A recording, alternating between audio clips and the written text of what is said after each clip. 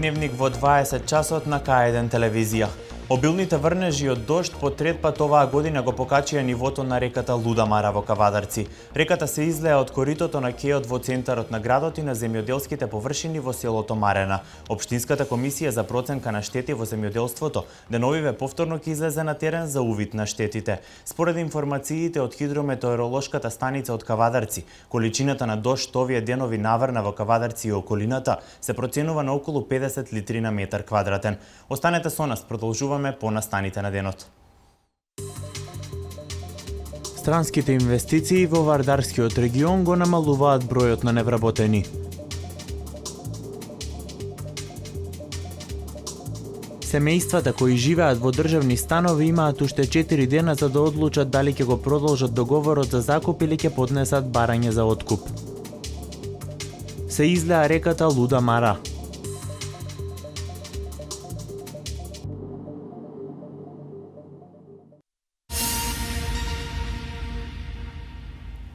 Локалните самоуправи во Вардарскиот регион ги наведуваат новите инвестиции во индустриските зони како можност за намалување на невработеноста.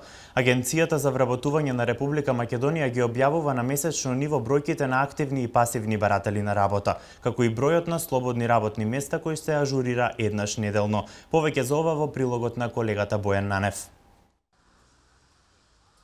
Според последните податоци на Агенцијата за вработување на Република Македонија, за месец февруари годинава, невработеноста низ бројки се движи од 8300 во Велес, 5227 во Кавадарци, 3290 во Свети Николе и 2152 во Неготино. Ова се бројките на граѓани регистрирани како активни и пасивни баратели на работа во соодветните центри за вработување.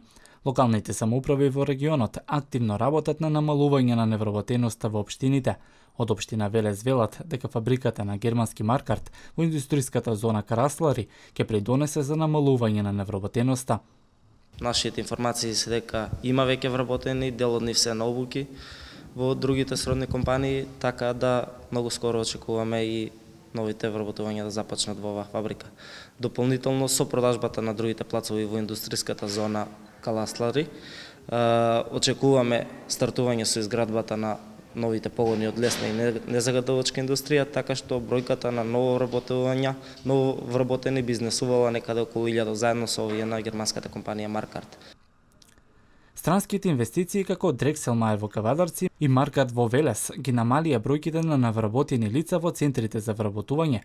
Кавадаречкиот градоначалник Панов најавува чешка инвестиција за преработка на отпад, а се очекува и рестартирање на фабриката Скоктрейд во Росоман. Добро е што имаме барем еден купец за него и добро е што истиот тој купец во нашите лични контакти е спремен да подпише договор и со комерцијална банка како најголем доверител, како и со еден друг собственик на дел од Скоктрейд. И во Неготино, градоначалникот најавува продавање на индустријската зона Дуброво, каде се очекуваат инвеститори од лесна и незагадувачка индустрија. Индустријската зона Дуброво ќе биде втората, каде што не само граѓаните од општина Неготино, туку малку пошироко од целиот наш регион треба да најдат вработување во Дуброво. Инаку, од АВРМ неделно информираат за слободните работни места во сите центри. Па така, во Велес во моментов има 122 слободни работни места, во Кавадарци 137, во Неготино 100, додека во Свети Николе има 14 слободни работни места.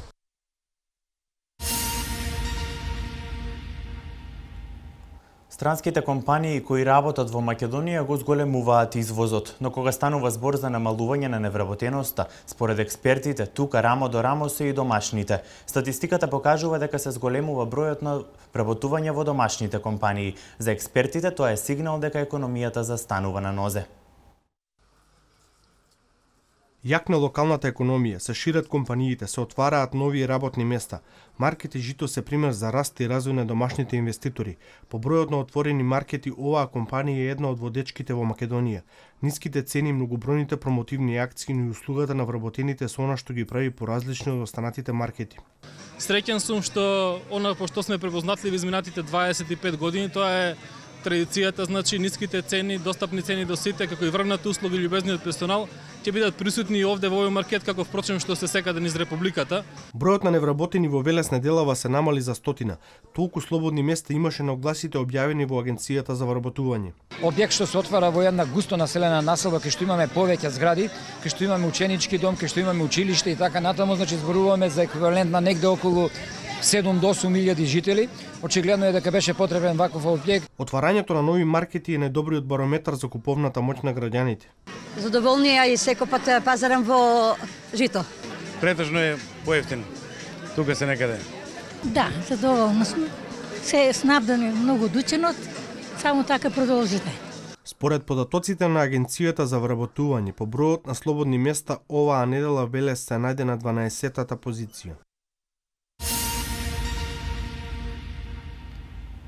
Ке се менува законот за данок на добивка. Реинвестираната добивка на компаниите од 2013 година ќе се смета за даночно олеснување. Доколку компаниите во целост неа реинвестираат добивката, ќе бидат одданочени само на разликата.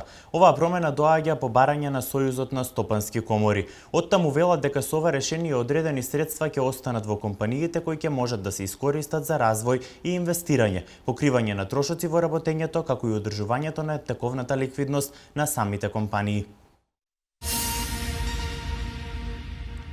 Јавното стамбено предпријатие апелира до станарите кои живеат во станови во државна сопственост да го искористат законскиот рок и да поднесат барање за откуп или продолжување на договорите за закуп. На семејствата кои ќе се одлучат да го продолжат закупот, а се приматели на социјална помош, месечната кирија ќе им ја подмирува владата.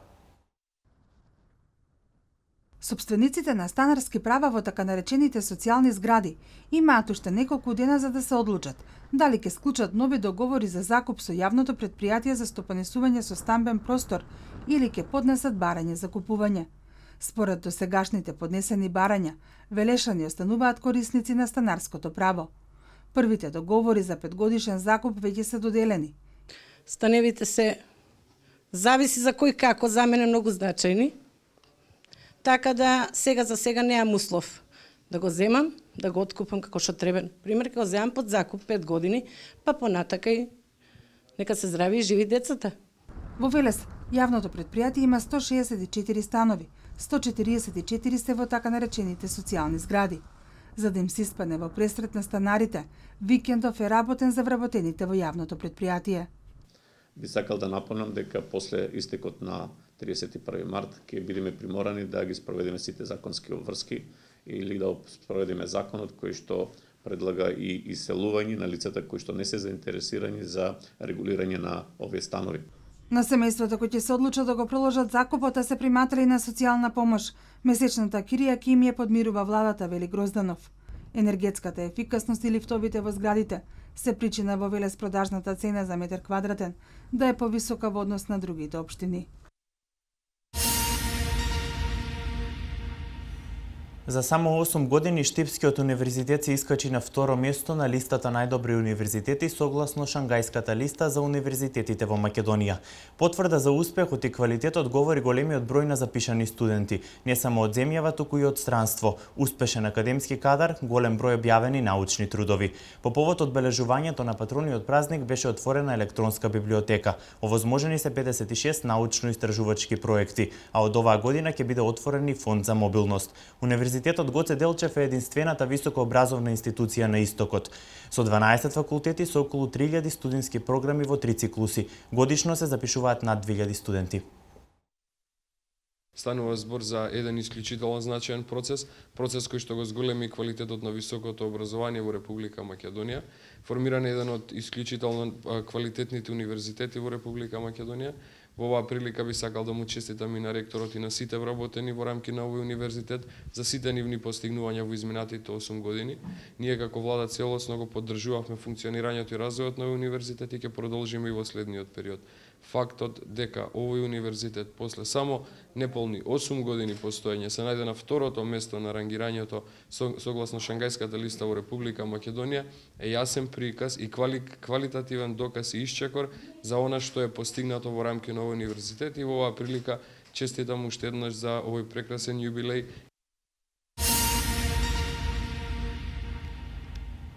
Портрет со ликот на Петре Прличко доби Народниот театар Јордан Хаджи Константинов Джинот. Ротари клуб Велес пред 10 години на јавна аукција го откупиле делото. Целта им била да го донираат штом оваа институција се всели во новата зграда. Ја земавме ја купивме таа слика на аукцијата и ја дониравме, ја дадовме за изградба на идниот театар кој треба да се гради во Велес. Но во тој период, додека се градеше театарот, ние ја поклонивме да стои во кабинетот на градоначалникот. Ова е донација која треба да си дојде онамо каде што треба, во храмот, во театарот, каде што и е местото. Значи, убав еден вака сентиментален момент за нас, луѓето символичен и сентиментален, кој покажува повеќе однос на одредена групација на луѓе спрема некои културни содржини и случувања во нашиот град.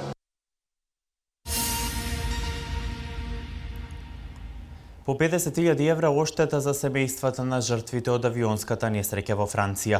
Оваа сума ќе мора да ја исплати германската компанија Germanwings како компензација заради несреќата. Во меѓувреме, групацијата Lufthansa, во која спаѓа и Germanwings, го следеше примерот на останатите авиокомпании. Воведе ново правило – задолжително присуство на двајца членови на екипажот во пилотската кабина.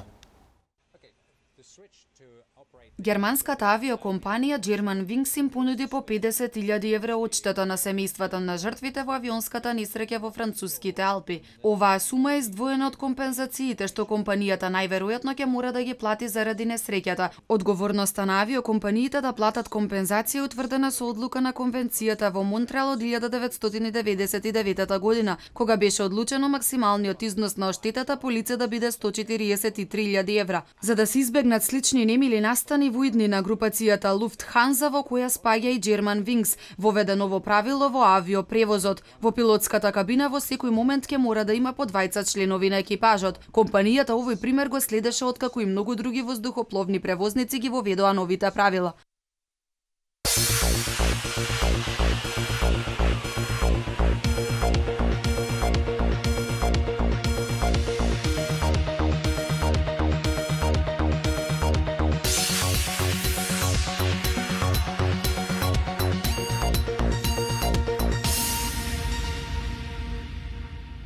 Во крајно неизвестниот надпревар до самиот крај во Кавадарци, екипата на Фени Индустри го совлада тимот на работнички со резултат 81-75 во македонската кошаркарска суперлига. Следуваат останатите настани од спортот. Дерби надпревар помеѓу прво и трето пласираната екипа во втората македонска кошаркарска лига. Кошаркарскиот клуб Борец од Велес недела во 16 часот и 30 минути ќе направи напор по 13 одиграни надпревари да се приближи кон горната позиција на табелата, пречекувајќи го на домашен терен тимот на Т Баскет од Тетово. Борец има реализација од 8 победи и 5 порази и е трет на табелата со 21 бод, додека тетовчани ја држат првата позиција на табелата со 25 бода и имаат само 1 пораз и 12 победи. Заврши зимската пауза во првата ракометна лига. Играчите на градски ракометен клуб Борец викендов се враќаат на терен на куп надпреварот против екипата на работнички, кој се игра во недела во 19 часот. Од клубот очекуваат добри резултати. Екипата која во меѓувреме е засилена на центарската и на позицијата лев бек има за цел да го освои второто место на табелата, со што ќе избори бараж за влез во Суперлигата. Пролетната полусезона во ракометната прва лига продолжува наредниот викенд. Градски ракометен клуб Борец во моментов е трет на табелата со 7 победи и 2 порази.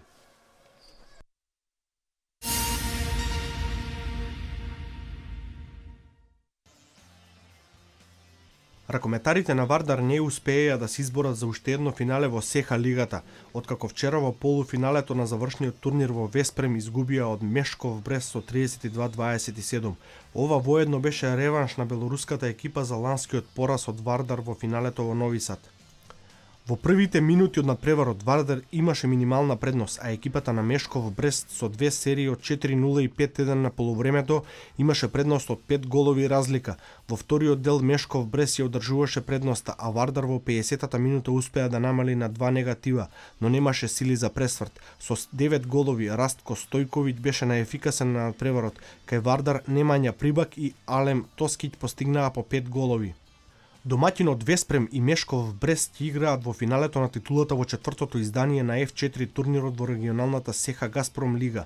Во вториот полуфинален меч пред своите гледачи во Веспрем арена, унгарскиот првак со тешки маки го победи Загреб со 25-24. Хрватскиот првак со Веселин Вујовиќ на клупата не се даваше буквално до последната секунда и немаше да биде незаслужено во недела да се борат за титулата. Наместо тоа, Вујо и неговите плинари во недела ќе играат со Вардар за третото место. Вардар и Загреб ќе играат за трето место на F4 турнирот во недела со почеток од 15:30 часот, а финалето Веспрем Мешков Брест е во 18 часот.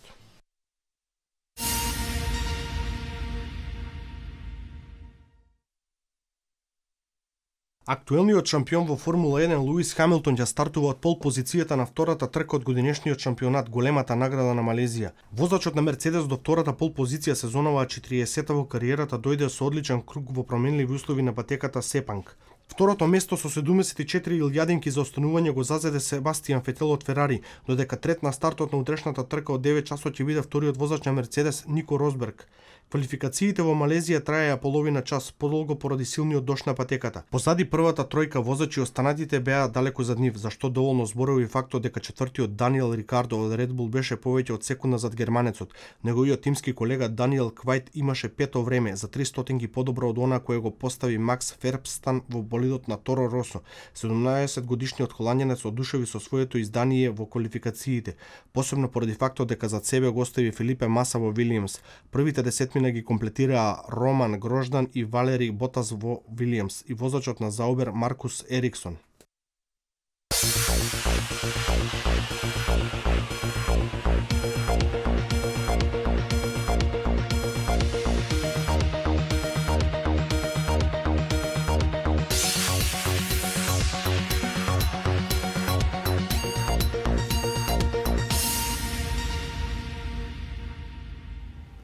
Денеска имавме претежно врнежливо време со засилен северен ветер, особено по должината на поврдарието. Слично време не очекува и вечерва.